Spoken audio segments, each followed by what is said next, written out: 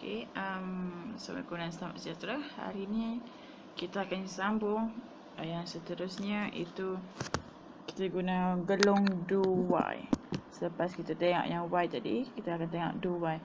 Dia sama je, tapi penulisan dia berbeza. Dia sama ada syarat, ada penyataan di dalamnya. Penulisan dia yang berbezanya ialah apabila kita letak y kat sini untuk y sahaja, tapi bila untuk do y kita letak do y nya syaratnya di bawah. Jadi pengiraan dia agak berbeza. So kita buat macam ni. Do so kita letak dia punya penyataan dekat dalam dia, tapi y nya apabila akhir gelung tu. Do y. Dia akan buat do ni, lepas tu baru dia akan check syarat dia.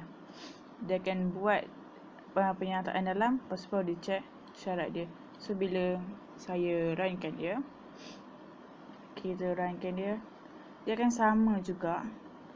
Yang berbezanya pengiraannya nanti saya tunjuk. Tapi yang ni kita guna pembilang flat, iaitu selagi tak bukan negatif 7 kan. So kalau kita masuk 4, 5, 3, tiba-tiba saya letak 7. Dia berhenti. Katalah saya letak I sama 0, Y ni kita masukkan markah anda. So selagi Y tak sama, selagi Y lebih kurang daripada I, lepas tu dalam ni I tambah-tambah. Bila kita runkan dia,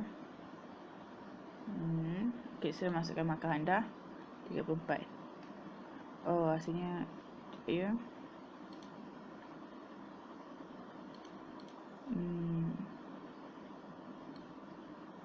Sudah masukkan pengulangan anda sini. Bilangan pengulangan. Katalah anda ingin ulangkan dia 3 kali, nak masukkan 3 markah. So bila anda runkan dia, saya nak ulang 3 kali.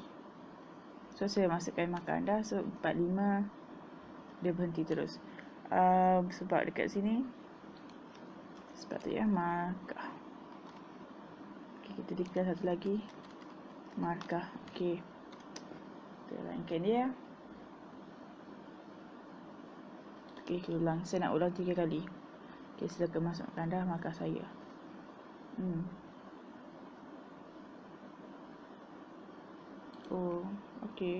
Dia punya syarat dia terbalik. Saya nak ulang dia 3 kali. Saya masukkan markah, saya masukkan markah, saya masukkan markah. Dia ulang 3 kali. Sebab dia akan check tu. Katalah I sama 0. I sama 0, dia akan buat do penyataan ni. So dia check 0 tu lebih kurang pada Y ke. Dia tambah sini kan. So I tu sama dengan 1 sekarang. Mula I sama 0. So kita dapat nilai Y kat sini, kita ada nilai Y 3. So dia akan buat penyataan ni. So bila sampai sini, I tu akan jadi 1. I jadi 1. Lepas tu bila kat sini dia akan check, adakah I tu lebih kurang daripada Y. 1 lebih kurang daripada 3 ke? True. So dia akan ulang lagi. Sini I jadi 2. So dia 2 lebih kurang daripada 3 ke? Ya. Lepas tu dia ulang sekali lagi. Dia akan jadi I sama 3. 3 lebih kurang daripada 3? Tak. Lepas tu dia akan berhenti. Dia akan keluarkan pernyataan ini dulu, baru dia check syaratnya. Itu bezanya Y dengan do Y. Pengiraan dia, pengiraan pembilangan dia lain. Kita akan tengok yang seterusnya, iaitu 4. 4 dia lebih simple, lebih ringkas. Dia sama pengulangan juga, tapi dia lebih ringkas. Katalah kat sini, saya tunjuk yang paling senang sekali. Kita nak keluarkan hello world tu 5 kali. Kita buat 4. Reserve word lagi. Kita buat integer. Kita declare kat atas. Integer I. Kita buat dalam ni I sama dengan 0. I lebih kurang daripada 10. I tambah. Okay, kita printkan hello, how are you? Line. Okay. So, bila saya buat macam ni, dia akan printkan hello, how are you tu 10 kali. Okay. 10 kali keluar. Itu saja. Ni dia punya penulisan sintaks dia. Okay, kita declare seperti biasa. Boleh juga nak declare dalam ni terus, dalam for ni. So, bila terangkan dia, sama je. Boleh je nak declare ni ataupun declare kat luar. Okay, kita kata I sama dengan kosong. Sini, kita declarekan dia dan kita kata dia nilai sama kosong. Lepas tu dia akan check, adakah kosong tu lebih kurang daripada 10? Okay, ya. Tapi dia tak baca terus yang ni. Dia terus printkan dulu. Dia print dulu. So, lepas dia print, baru dia tambah 1. So, jadi kat sini kosong. Lepas tu bila dia tambah 1, I akan jadi 1 lah. I jadi 1. Dia tak baca dah yang ni. Dia akan baca yang ni. Adakah 1 lebih kurang daripada 10? Okey, betul. Lepas tu dia akan print lagi. Lepas tu baru dia baca yang ni semula. Dia sama juga macam Y. Tapi penulisan dia berbeza. Cuma penulisan dia berbeza. Tapi cara bila pengkompilan tu baca, dia tak baca sekaligus. Jangan salah faham ya. Dia tak baca sekaligus. Dia baca lain-lain. Dia baca yang ni, dua ni dulu. Dia baca penyertaan. Lepas tu baru dia tambah. Lepas tu dia baca yang kedua terakhir. Lepas tu dia tambah. Dia baca kedua terakhir. Lepas tu dia tambah sampai habis. Sampai yang sini. Jadi tak lebih kurang pada 10. So dia akan berhenti. Okay, kita boleh buat ni sama je macam buat tadi. Dia ulang banyak kali.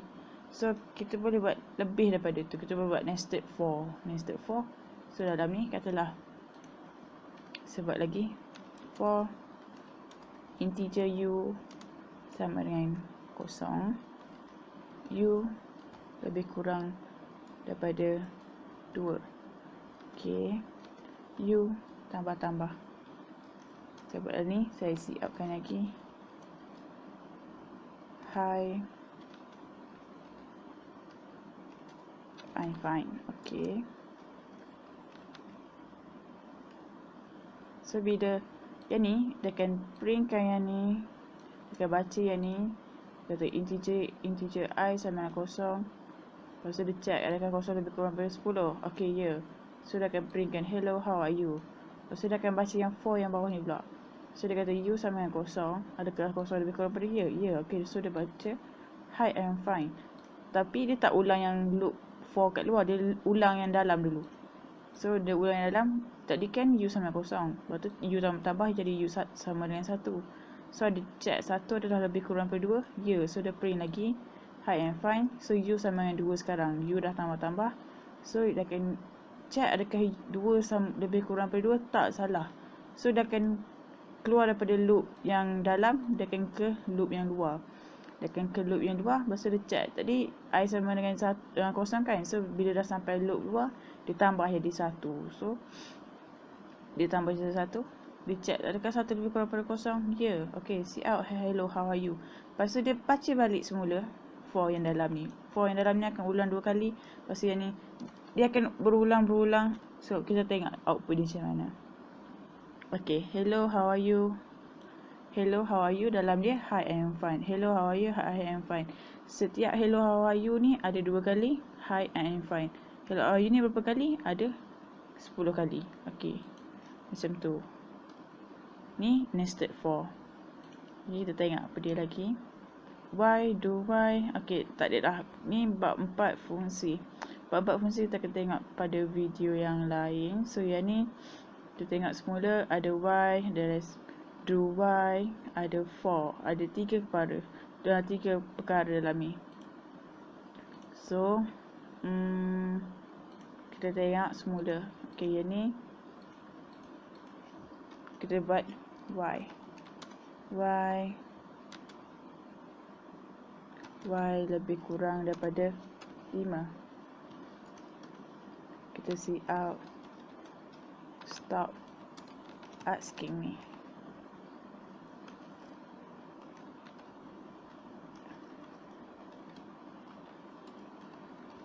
and line. Okay. So kita declare kat atas ni integer y. Integer y dengan kita y integer p. Sebab saya nak tunjuk kat anda do y juga. Okay, do kita write cout what's wrong with that. Okay, and then okay, so kat dia punya syarat dia dekat akhir sekali y ialah p lebih kurang pada 4. Okay, y tambah ni sama juga y sama dengan y tambah 1.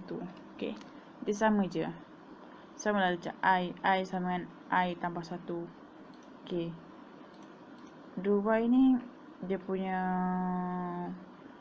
increment dia, penambahan dia sebenarnya dekat luar ke dekat dalam. Kita tengok semula dekat dalam. Okay, so kita letak dalam ni p tambah. Okay, so bila kita runkan dia, okay, apa dia yang salah? Kita ingat semula. Oh, okay, semicolon, jangan lupa semicolon. Okay, kita runkan. Oh, okay, dia akan jadi unlimited sebab kita tak initialize dia. Sama dengan kosong. Okay, kita runkan dia. Okay, yang ni atas ni